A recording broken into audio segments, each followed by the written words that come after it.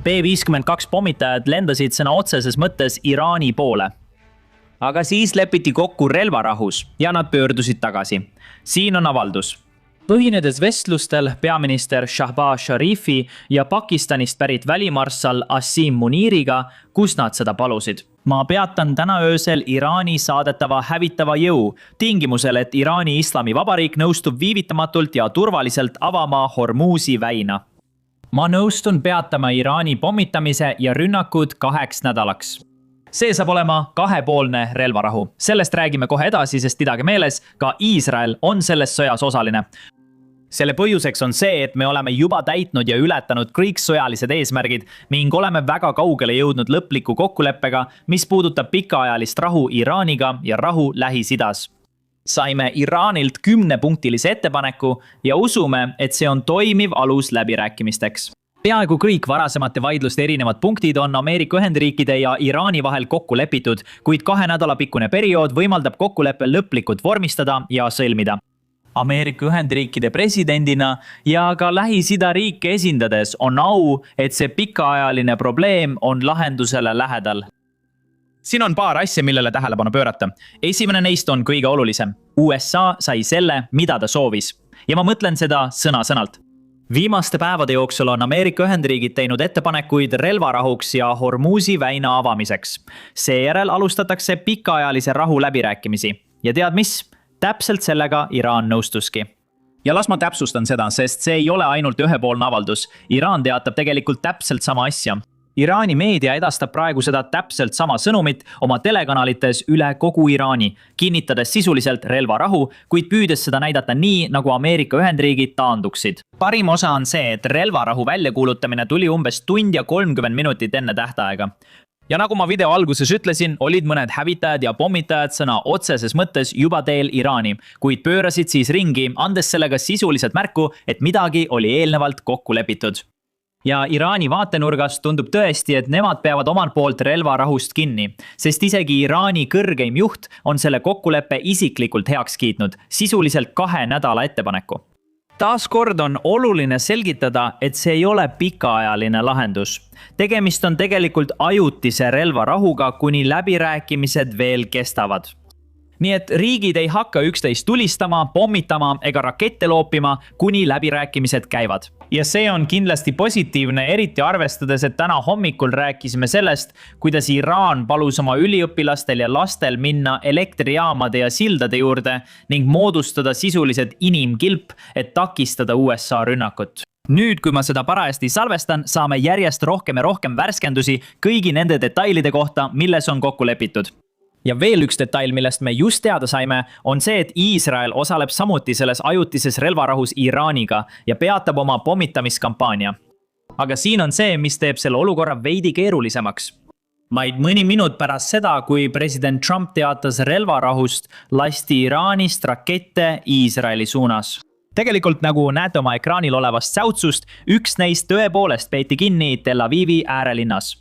Jällegi, see võib olla ükskõik mis, eks? Me nägime seda ka 12-päevase sõja ajal, kus isegi siis, kui relvarahu või rahulepe avalikult välja kuulutati, jätkasid mõlemad pooled ikkagi üksteise pihta raketilöökide andmist või vastasid teise poole rünnakule. Loodetavasti ei ole see midagi, mis rikub relvarahu, vaid pigem on see märk sellest, et sõnum liigub alles käsuliinis allapoole. Ma olen kindel, et Iraani juhid ja mind huvitaks väga teada, kes täpselt Iraani nimel läbi rääkisid, aga tõenäolisem on see, et Iraani juhid nõustusid relvarahuga, kuid Iraani sõjavägi on lihtsalt nii iseseisev. Ma arvan, et nii on õige öelda. Nad tegutsevad lihtsalt omapäi. Iraanis puudub käsuliin, sest kõikide käimasolevate atentaatide tõttu ja selle tõttu tundub, et kuigi juhid nõustuvad relvarahuga, on mõned madalama taseme inimesed, kellel on ilmselt juurdepääs rakettidele, kes ikka veel neid tulistavad. Loodetavasti see asi peatub. Aga lisaks sellele on meil veel üks komplikatsioon, mis puudutab Iisraeli ja mis tõenäoliselt vajab rohkem selgitamist. See komplikatsioon on seotud Iisraeli sissetungiga Liibanoni. Enne kui sellesse sukeldume, kiire meeldetuletus. Vajutad allolevaid meeldib ja tellinuppe. See tõesti aitab meid meie püüdlustes tuua teile uudised võimalikult kiiresti. Seega hindame teie toetust väga. Liibanoni uudistekanalid ütlevad, et see teade puudutab tegelikult USA'd ja Iraani ning Iisraeli tegevust Iraanis. Nii et keegi pole tegelikult kindel, mis Liibanonis juhtuma hakkab. nüüd võiks eeldada, et kuna Iraan on nõustunud relvarahuga, lõpetab Iraani toetatud Hezbollah samuti Iisraeli ründamise. Aga mis on endiselt ebaselge, on see, kas Iisrael kavatseb Iraanist tagasi tõmbuda, sest minu teada on Iisrael läinud Lõuna-Iraani lihtsalt selleks, et luua puhvertsoon. Nii et see on kindlasti midagi, mis saab olema keeruline. Ja mis teeb selle olukorra veelgi keerulisemaks, on see, et tundub, et Iisrael ei tahtnud, et Ameerika Ühendriigid relvarahu võtaksid vastu. Nägin mõningaid teateid nii Iisraeli kui ka Ameerika meedias, kus öeldi, et Iisraeli peaminister Benjamin Netanyahu lobistas president Trumpi, et ta ei nõustuks ühegi relvarahuga. Teisel poolel olid meil asepresident J.D. Vance, Steve Witkoff ja Kushner, kes kõik kolm lobistasid Trumpi, et ta põhimõtteliselt nõustuks Iraaniga kokkuleppele. Nüüd rääkides Iraani kokkuleppest, vaatame üle 10-punktilise ettepaneku, millest president Trump oma esialgses avalduses rääkis. See on siis 10-punktiline ettepanek, mille Iraan saatis Ameerika Ühendriikidele pärast seda, kui USA oli saatnud Iraanile 15-punktilise ettepaneku. Nii et kui me lihtsalt numbreid vaatame, siis tundub, et me liigume edasi, sest 15 on vähenenud 10-ni, aga vaadake, mida Iraan tegelikult nõuab. Iraan soovib garantiisid, et teda enam ei rünnata. See ei ole ebamõistlik nõudmine. Ta tahab sõja püsivat lõpetamist, mitte lihtsalt relvarahu. Sellest nõudest on Iraan juba sisuliselt taganenud. Kolmandaks soovib Iraan, et Iisraeli rünnakud Liibanoni vastu lõpeksid. See paneb mind uskuma, et võib-olla tuleb ka Liibanonis relvarahu. Võib-olla see juba toimub, aga praegu mul seda infot ei ole. Kui ma selle info saan, panen selle kommentaaridesse. Okei, nii et vaadake kinnitatud kommentaare. 4. punkt. Kõigi USA sanktsioonide tühistamine Iraani vastu. 5. punkt. Kõigi piirkondlike lahingute lõpetamine Iraani liitlaste vastu. Ma arvan, et see käib eelkõige Hezbollah kohta, sest keegi ei ründa praegu hutisid. 6. punkt. Vastutasuks avaks Iraan Hormuzi väina. 7. punkt. Iraan kehtestaks Hormuzi tasu, $2 miljonit iga laeva kohta. See on asi, mille üle tekib suur lahkarvamus ja ma arvan, et Iraan isegi teab, et nad ei saa seda. Põhjus, miks Iraan selle oma ettepanekusse pani, on põhimõtteliselt see, et saada muid järeleandmisi, mida nad tegelikult tahavad, vastutasuks selle eest, et Iraan loobub. Ja põhjus, miks ma ütlen, et Iraan ei saa seda, on see, et kus see siis lõpeb. See ei ole midagi, mida mina esile toon. On inimesi, kes teavad geopoliitikast palju rohkem, kellel on palju rohkem elukogemust kui minul, jälgides, kuidas maailm toimib. Nad toovad välja, et kui Iraan küsib laeva kohta $2 miljonit, siis kus see lõpeb? Kas Ühendkuningriik saab teha sama oma rannikul? Kas Hispaania saab teha sama? Taani? Nemad tahaksid ju ka sama teha, eks? Kui need riigid maksavad Iraanile $2 miljonit laeva kohta, siis nende riikide kodanikud, põhimõtteliselt ärimehed nendes riikides, tahaksid, et nende valitsus hakkaks ka teistele laevadele, kes nende väinadest läbi sõidavad, sama tasu küsima. Ja see viiks maailma põhimõtteliselt tagasi umbes 200 aasta tagusesse aega, sest täpselt nii riigid siis tegidki ja me oleme sellest maailmast juba eemaldunud. Nüüd on meil meresõiduvabadus, kus riigid saavad liikuda rahvusvahelistes vetes ilma, et peaksid liiga palju muretsema piraatluse pärast või sellepärast, et riigid küsivad sisuliselt maffia kaitseraha, sest täpselt seda see ongi. Nii et Iraan teab, et nad seda ei saa, aga ma arvan, et nad lisavad selle sinna, sest nad tahavad muid järeleandmisi. Punkt 8. Relvarahu ettepaneku 8. punkt puudutab sisuliselt sama asja. Iraan tahab neid tasusid Iraaniga jagada. Punkt 9. Iraan peab kehtestama ohutu läbipääsu reeglid läbi Hormuzi väina. Ja 10. punkt. Iraan kasutab Hormuzi tasusid ülesehitustöödeks, mitte reparatsioonideks. Nüüd, mõned huvitavad asjad. Esimene asi on see, et president Trump ei öelnud, et ta nõustub selle 10-punktilise ettepanekuga. Ta ütles, et see on hea lähtepunkt. Põhimõtteliselt hea ja toimiv alus läbirääkimisteks. Nüüd püüab Iraani meedia seda kujutada nii, nagu oleks see 10-punktiline ettepanek juba vastu võetud. See ei vasta tõele, aga samas see juhtub iga looga. Kui uurida sõdu, mis on inimkonna ajaloos toimunud, siis mõlemad pooled püüavad tavaliselt rahulepet näidata nii, nagu nemad oleksid võitjad. Nii see lihtsalt ongi. Ma ei usu, et Iraan kunagi tuleb välja ja ütleb, hei, me kaotasime selle sõja, aga ärge muretsege mehed, nüüd saame paremaks riigiks. Jah, see tõenäoliselt ei juhtu kunagi. Aga vähemalt on relvarahu. Tõenäoliselt tuleb veel läbirääkimisi. Ja mõned punktid, mis tõenäoliselt saavad kõige vaieldavamateks, on ballistiliste rakettide programm, millele USA tahab piiranguid seada. Nad ei taha seda täielikult kaotada. Nad tahavad, et Iraanil oleks mingisugune piirang, olgu see siis rakettide lennuulatuses või selles, kui palju rakette Iraan tohib koguda. ja teiseks muidugi rikastamine. Iraan ei taha rikastamisvõimekust üldse ära anda. Nad ei taha sellest loobuda. Ja USA on väga kindla meele selles osas, et Iraan peab loobuma rikastatud uraanist ja rikastamisvõimekusest. Vaatame, mis läbirääkimistel juhtub. Täna toimus veel üks suur sündmus. USA ajakirjanik, kelle röövis Iraagis Iraani rühm, on vabastatud. Ja õnneks see on midagi, mida ma hommikuvideos ei maininud. Ta vabastati enne, kui relvarahu kokkulepe tegelikult välja kuulutati. Nii et see oli ilmselt täiesti eraldiseisev asi võrreldes relvarahu läbirääkimistega. See oli midagi, mille nimel Iraagi valitsus tegelikult väga kõvasti töötas, et tagada selle USA ajakirjaniku vabastamine. Ja siin on rohkem üksikasju.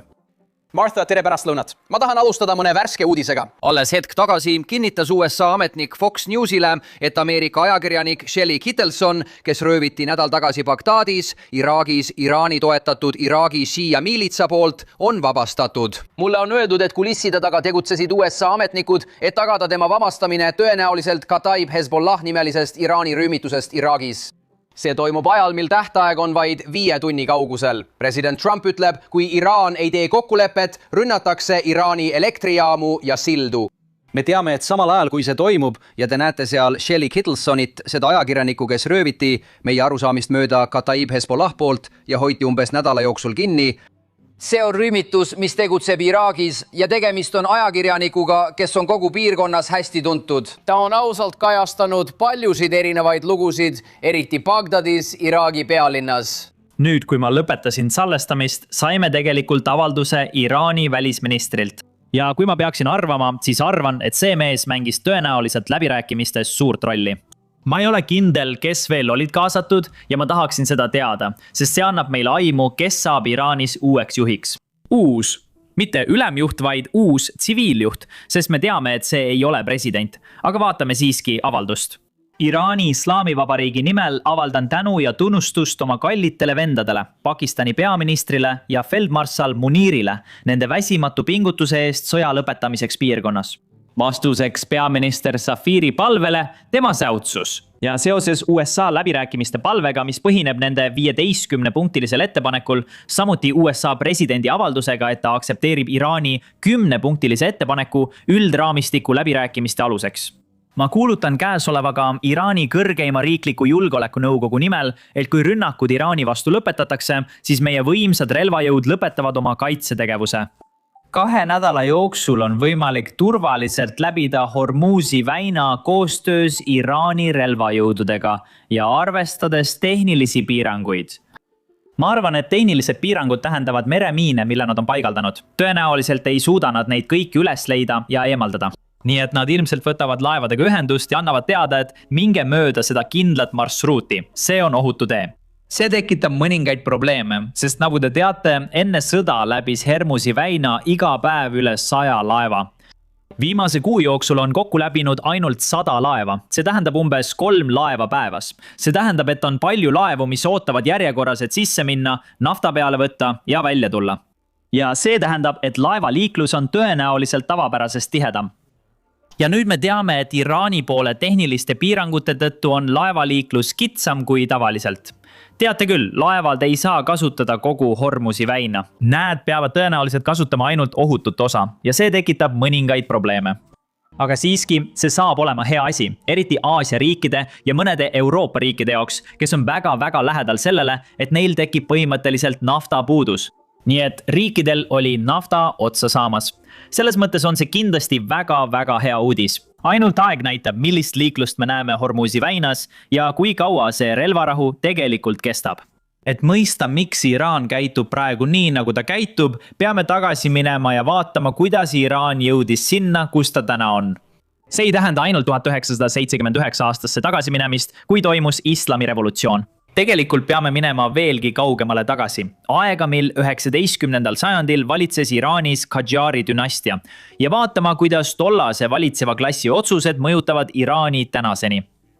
Tead mis? Täpselt seda me teemegi oma mitmeosalises taskuhäälingus, mis just täna välja tuli. Nii et kui sind huvitab Iraani ajalugu ja see, kuidas me jõudsime tänasesse päeva, siis kindlasti vaata seda. Saad seda vaadata, kui klikid kirjelduses olevatele linkidele või lihtsalt klõpsad oma ekraanil lõppkuva videole, põhimõtteliselt videole, mis on sinu ekraanil.